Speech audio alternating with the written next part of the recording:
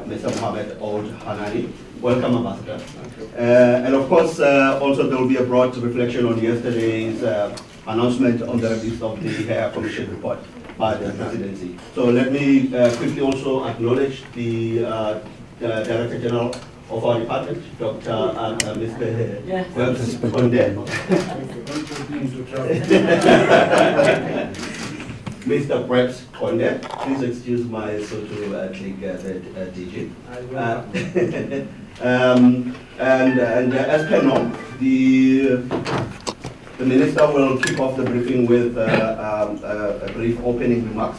This will be followed by a question and answer session from the media. Without further ado, Minister, it's over to you. Thank you very much. I'm surprised you are already inviting questions. Good afternoon, ladies and gentlemen of the media, and thank you very much for joining me and the team during this briefing. Indeed, your interest shows that education is a very, very important aspect of our life at this point in time in South Africa. Please allow me to start the briefing by introducing to you a distinguished visitor. Although the program director has already done that, I think it's proper for me to emphasize that on my right hand side I have His Excellency Dr. Sidi Ould Salem, from the Islamic Republic of Mauritania. He is the Minister of Higher Education and Scientific Research. So indeed, we have had a fruitful time and had discussions over the past 2 days. Dr. Salem and his team are in South Africa to really explore opportunities for cooperation between our two countries in the important areas of scientific, technical, and vocational training, as well as efficiencies in the English language tuition. Our meetings, which started yesterday and had continued today, represent a significant strengthening of the already cordial ties between South Africa and Mauritania as a key member of the Franco-Arabic speaking group of Maghreb countries.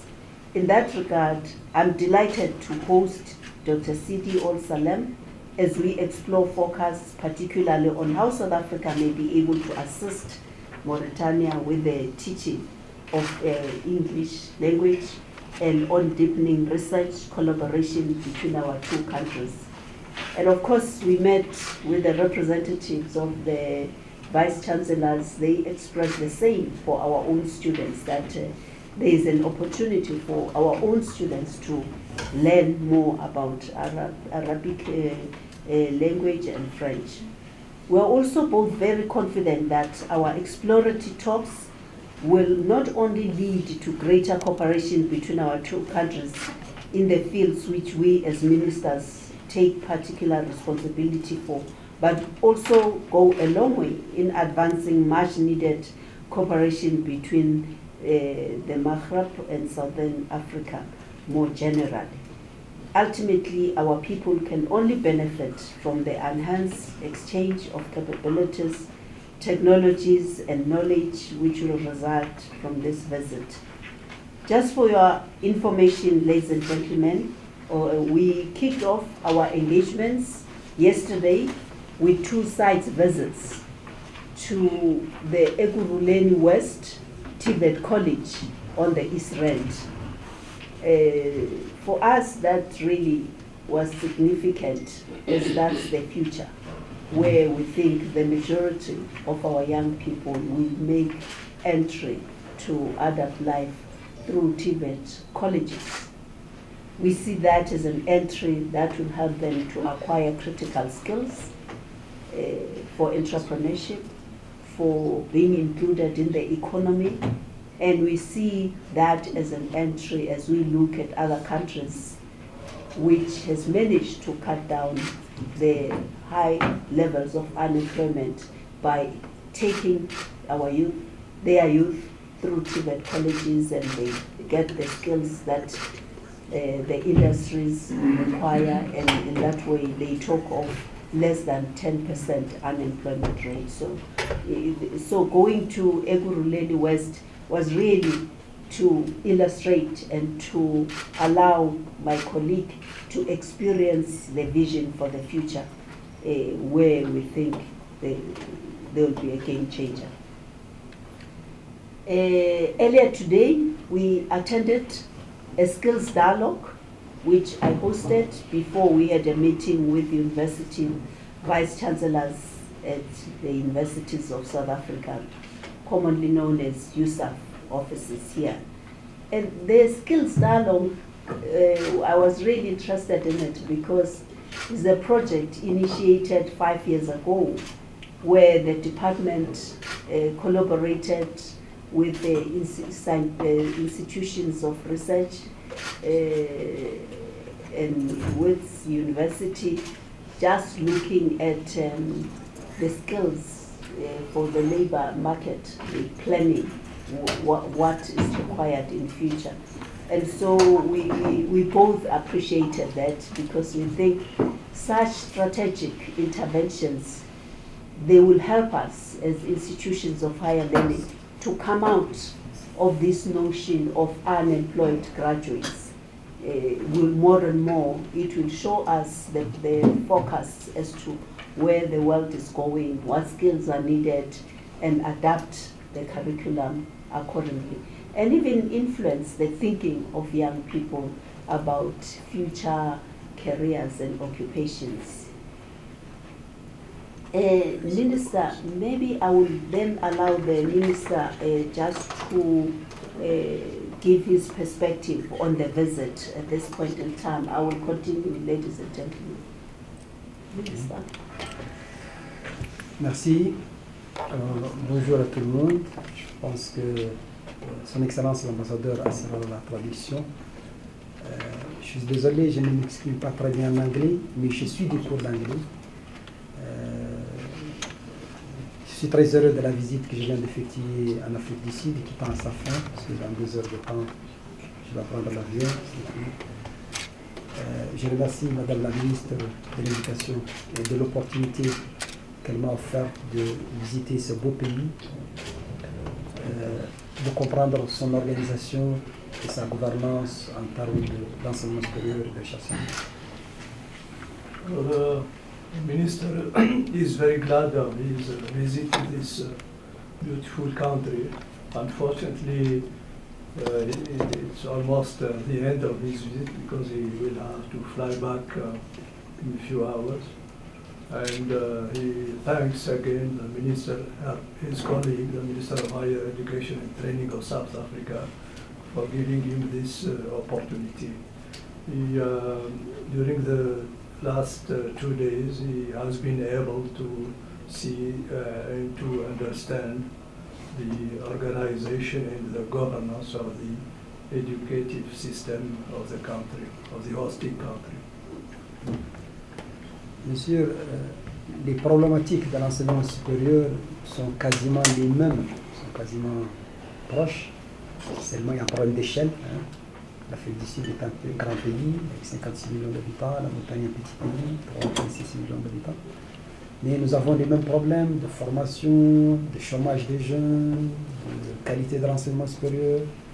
Et donc les mêmes pratiques, les bonnes et mauvaises pratiques, donc on peut échanger à cause de ça. Et on a beaucoup de choses à apprendre de l'Afrique du Sud.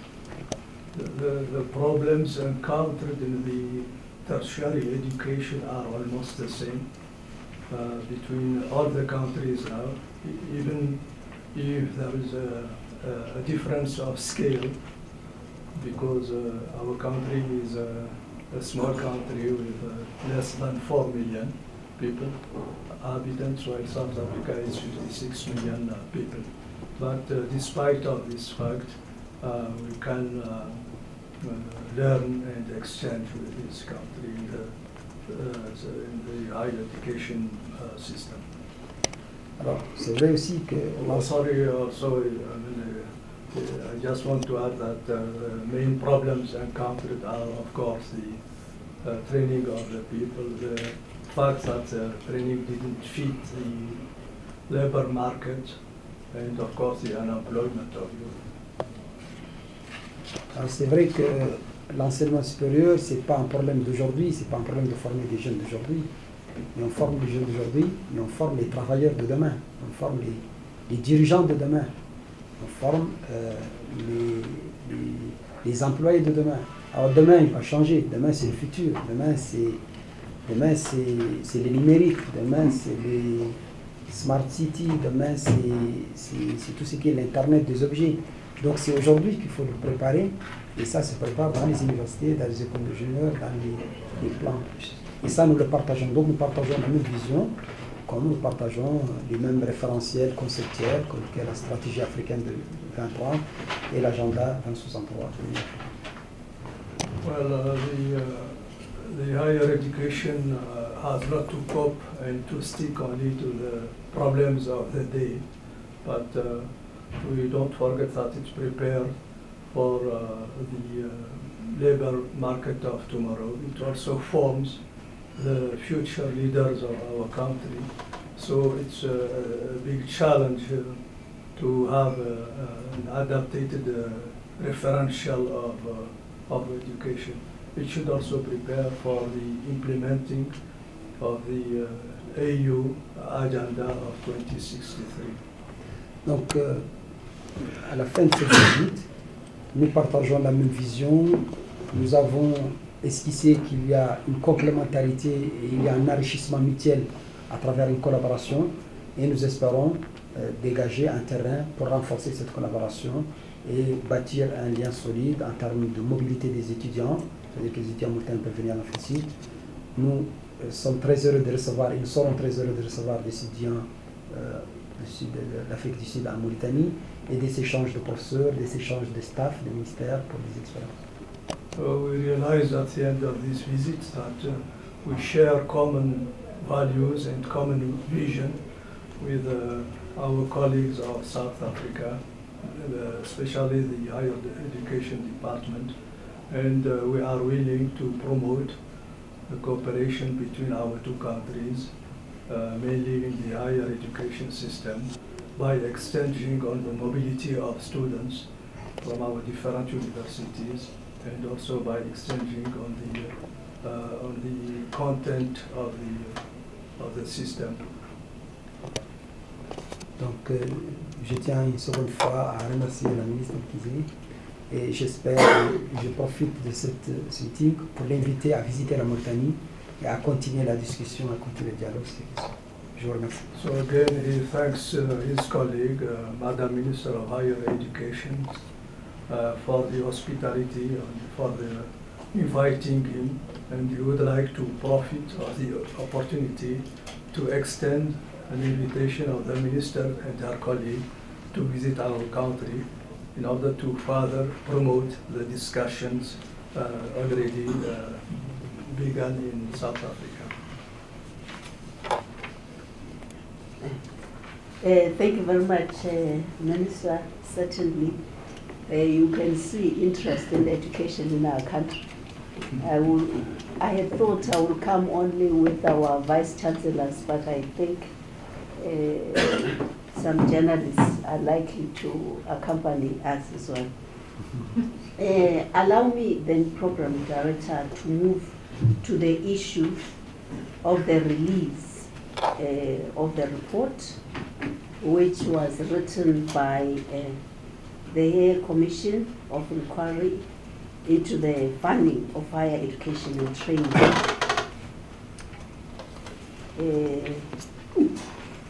Just to make a few important observations, I would remind the colleagues that yesterday the President released a report by the Higher Commission of Inquiry into the funding of higher education and training, and as a department, we welcome the release of the report.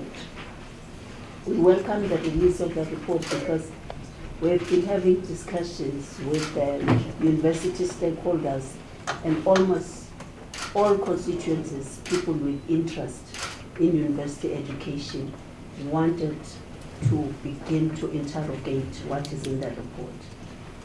The Commission makes a number of recommendations across a range of issues, including recommendations on how to fund students across universities and private colleges, as well as on strengthening institutions and the education they provide to our citizens.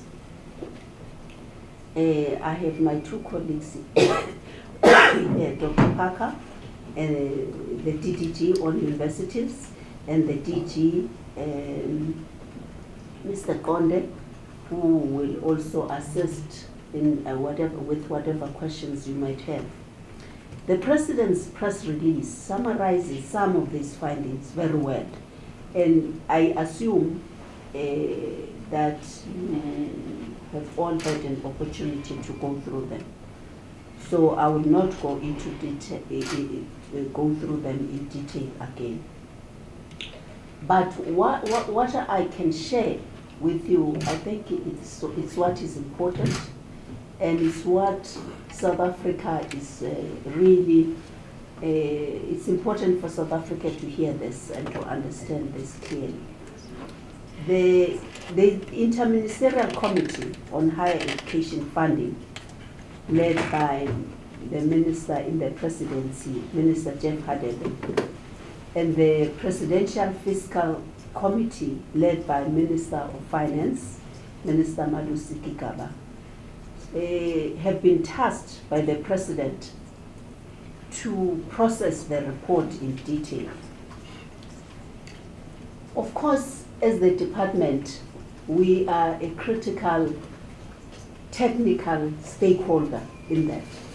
There is nothing which can be discussed about education without us. I think it's important to emphasize that, because some of the narratives one have heard is that we don't even know what is going on, we are not consulted.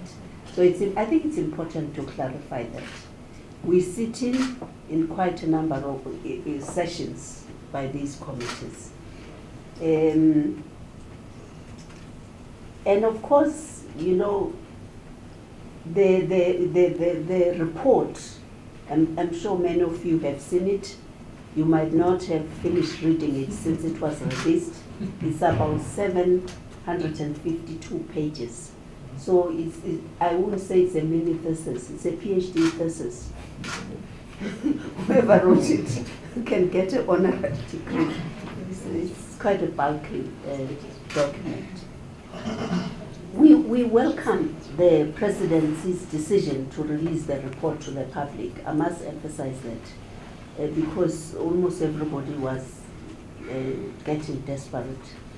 This will provide an opportunity for the academic community, student and broader communities to study it and to familiarize themselves with the details of the Judge Hare findings, proposals, and alternative scenarios.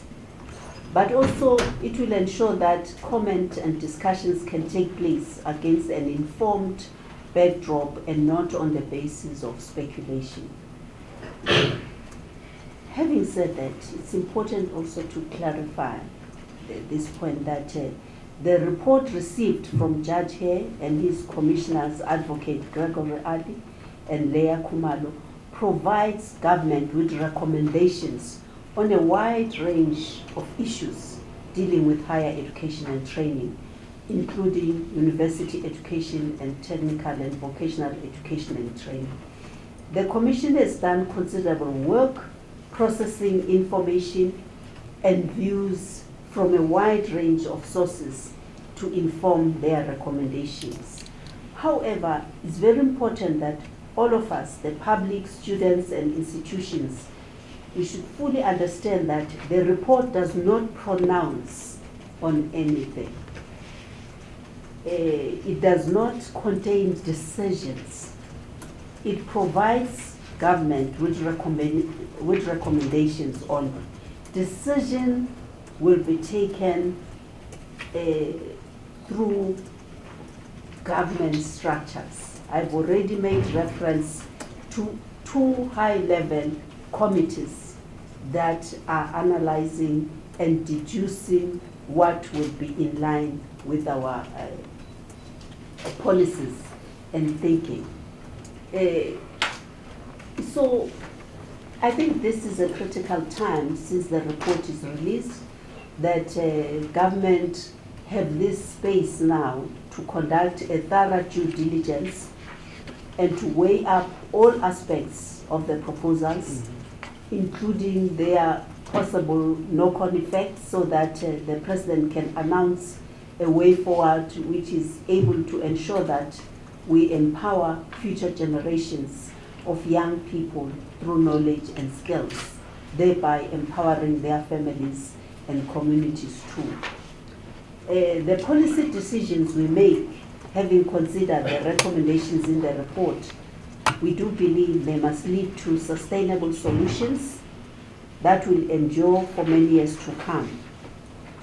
As a country, we have to move from the ad hoc situation we've had since 2015 to move certainly about these matters going into the future.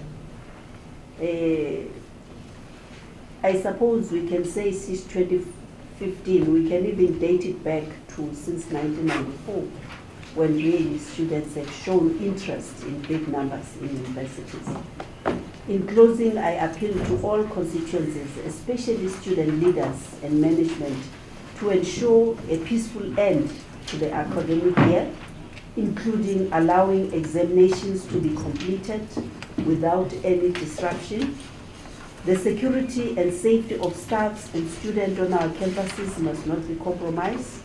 The rights of almost 1 million students across the country to conclude their academic year and get on with their lives cannot be sacrificed when we are so close to a resolution of the fees issue. I thank you. Thank you, Minister. With your permission, we'll go to the second stanza of this briefing. They open the floor for questions from the media, members of the media. Please show your intention by show of hands. And it's also very important that you introduce yourself and the organization that you represent. We'll take questions in batches. We'll maybe take the first 5 and then the second 5. Please show your hands, those who have any questions. Yes, ma'am, I'll start with you. Are there any other hands? Number 2, will be the second. All right. Is that all? Are that all the two hands? Okay. My name is Yuri Sanjamata from CCTV African News. Minister, you've already been quoted as saying that you're a bit worried about the handing over of students to private institutions. I suppose that would mean financial institutions in this case. While you emphasize that these are purely recommendations and the report has to be studied quite extensively, does this mean you're already making some sort of pronouncement on the fact that the Education Department perhaps will reject that aspect of the report, which is to hand over students to private institutions, or do you care perhaps to elaborate on what you meant? Thank you. Thank you, Lisa. Yes, sir. My name is Sofantis Timo from SABC TV News. Minister, I'd like to ask what you make of the sudden resignation by Michael Sachs from the Treasury shortly before the release of the report. Thank you, sir. Over to you, Minister. Yeah, as I've, there's a point where I spoke about the work which is continuing going on even in the department, looking at NSFAS and the proposals that we have where some people were looking at private financial institutions and recommending that they play a bigger role. And so for me, I felt that has to be monitored very closely as to under what conditions. Having come from a very poor background as well, my belief is that you know, education is a ladder of taking out yourself out of poverty and the family. So if you inherit a huge debt coming out of school, it might not help those who have sacrificed to put you through. So it was just a general statement that I was cautioning against, because we seem to have different views as to how we should manage the financing of university education. But also what I've said constantly is that it's not really this problem only for South Africa. Worldwide, I find that when you read, countries are struggling as to how to keep young people in universities in particular, given the rising costs today when the economies are shrinking. With regard to the sudden resignation, I really don't know much about it. I've just said over the radio, maybe in the context of what you are talking about, but I'm under correction, DG. You know, for me, what was like a joke was a link, the resignation, the link of the resignation with the process we're in. And I find that really, I find that ridiculous, because we have been part of the process as a department. I mean, we have sat in meetings when the analyses are made. I'm not aware of any one person who have been under pressure to take any decisions. That's why our process is slow, because there's space for people to meet, to debate, and to come back. I mean, as a department, actually, I think maybe we are agitating all the time. When are they meeting? When is this? Because of the huge interest and accountability. We're too close to stakeholders. So I'm really not aware of any pressure points. And I've sat in all the meetings. I've had reports from everybody, but the people who have been freely contributing. So maybe I can just leave that one at that. Thank you, Minister. Let me see if there's any show of hands.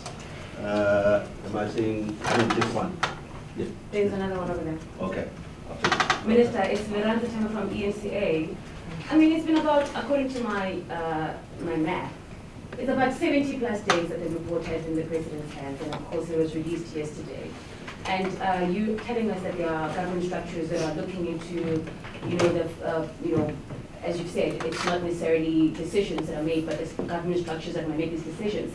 How long can the country have to wait for these, for this all important decision that we're all obviously waiting for? And also, you do mention that you're quite close to a resolution on this fees issue. I mean, when you say that, you're also, calling on these student leaders and management to, have a peaceful academic year. Do you foresee any of these demonstrations flaring up again? And if so, which part of the report, maybe it's putting in a spot of it, which part of the report do you feel that could actually result in these protests flaring up again? Thank you. Thanks, Olato. Okay, Lady Treaty, Online News Africa. Similar question though. Minister, don't you think the report could just aggravate the protests again next year? And I just wanted to ask, who is Mukova Morris?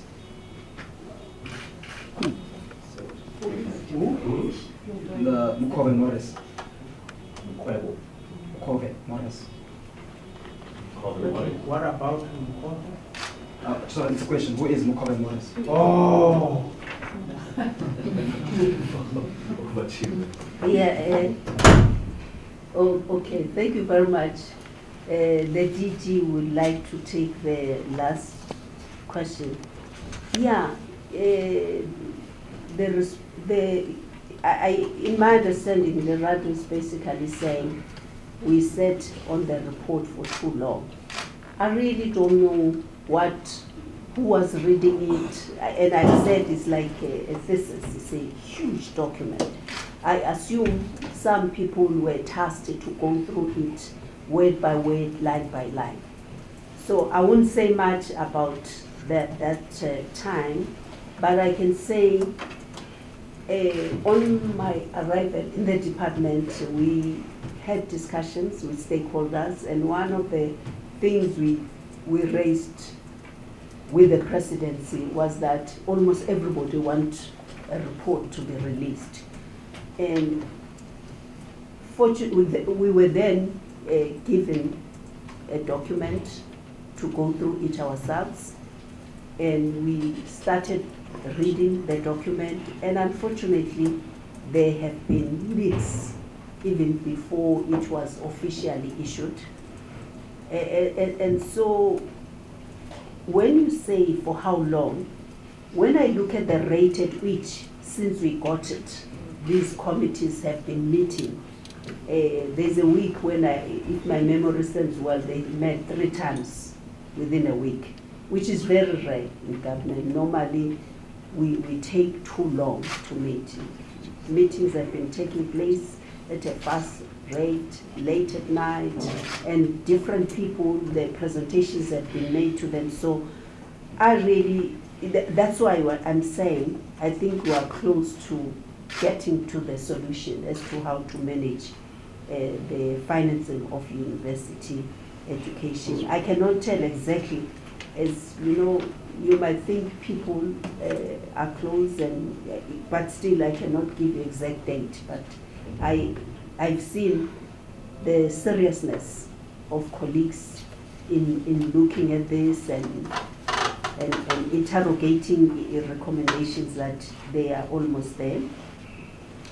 And you know what we are saying about calling for a camp in our universities, so as to allow the academic year to not to be wasted, is really a genuine call, because some of these disruptions, when you look at them, you start thinking of families where a person maybe was due to do internship or join a professional body and just come out of this, and it gets affected by the interruptions.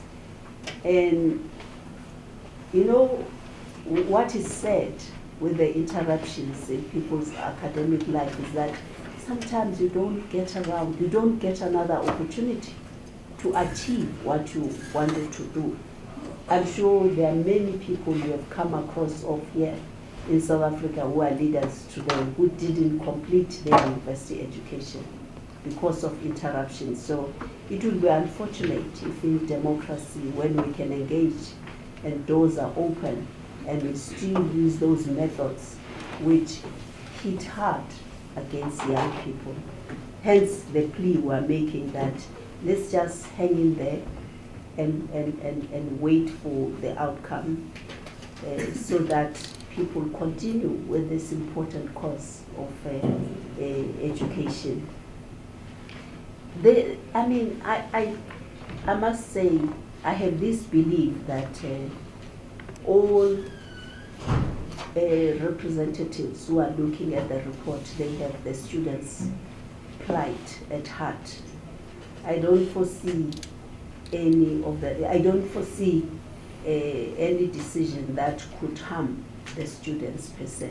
I've listened how people discuss and they talk. So the plea was generally to encourage people to hang in there, given the importance of acquiring these pieces of paper that they've worked so hard for the whole year. No, thank you very much. Perhaps just a small piece. You will recall, that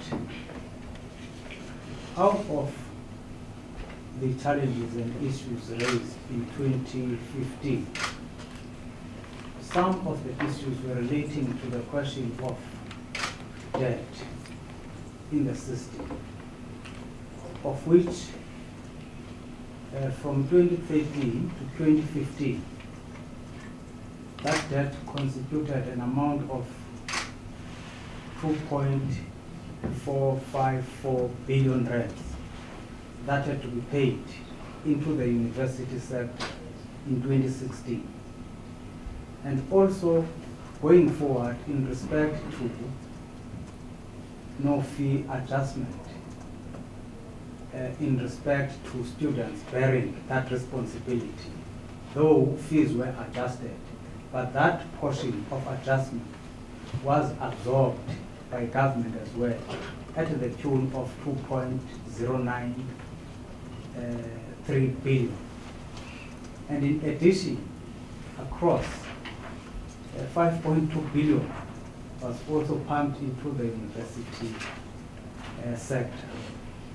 Now, in all these monies that we're talking about, there is nothing that TVET College has got, not a single cent. Now, if you look broadly at the question of youth, the youth who are participating in the university education at the present moment is about 12% of the youth. So 78% of our youth is locked up in poverty, unemployment. The rest is in TVET colleges. But no funding has ever gone into them.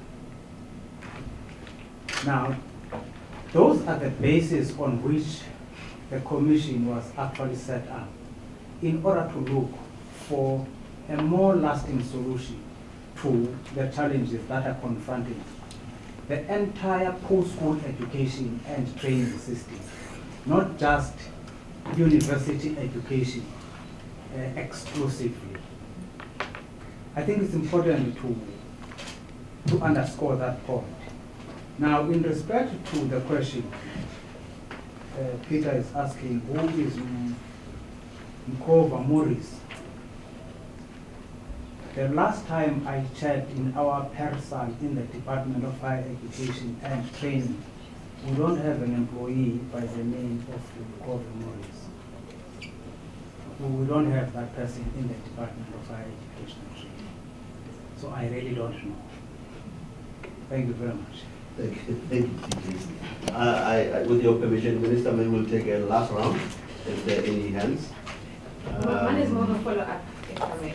Okay, I'll check the corner and then you'll run. And that will be the last round. Oh, and then the third. Yeah, after that. It's the ransom.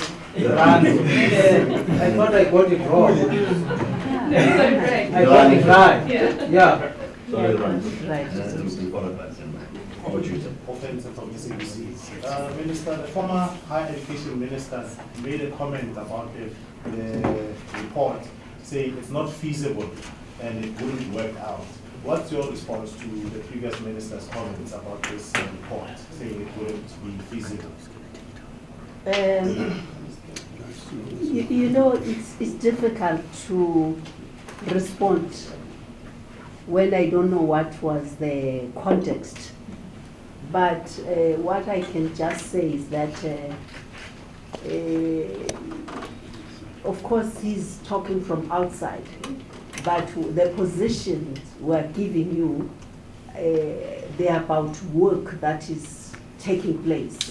So it's really difficult to rule out possibilities or anything like that. Hence, we have said, let's just wait for the outcome. I don't know the context within which it was rolled out. Thank you. Are you covered, Offensive? Minister, do we have an indication of when these committees started sitting? You know that you say that they're basically working around the clock to go through this report. Do we have an idea of how long they've been doing this? Was it when the President was given the report, which is the 30th of August? Do we have an idea how long it's been that they've been doing this? Yeah, it's difficult for me to really go back and tell you exactly for how long. But I know that there has been an interministerial committee on university funding. But at that time, they were generally looking at, like all important issues, we often work through interministerial committees. But what I know, since the report now is in the hands of government, meetings have been regular, as I've said. I think it's 2 weeks ago, even Cabinet was briefed on the report, and the meetings, they've been frequent, sometimes 3 times a week. Yeah, that's what has happened recently. Thank you, Minister. I believe that the third question, gentlemen, that question has been covered. I will take that to be the last round of questions. And on that note, thank you very much for taking the time to come. Thank you very much. Thank you.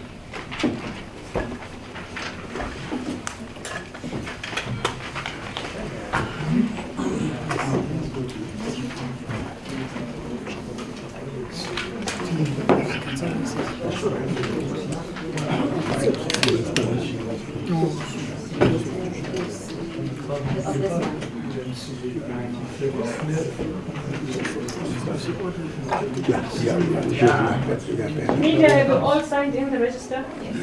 Yes. Yeah. For the statement. And yeah, I'll also send it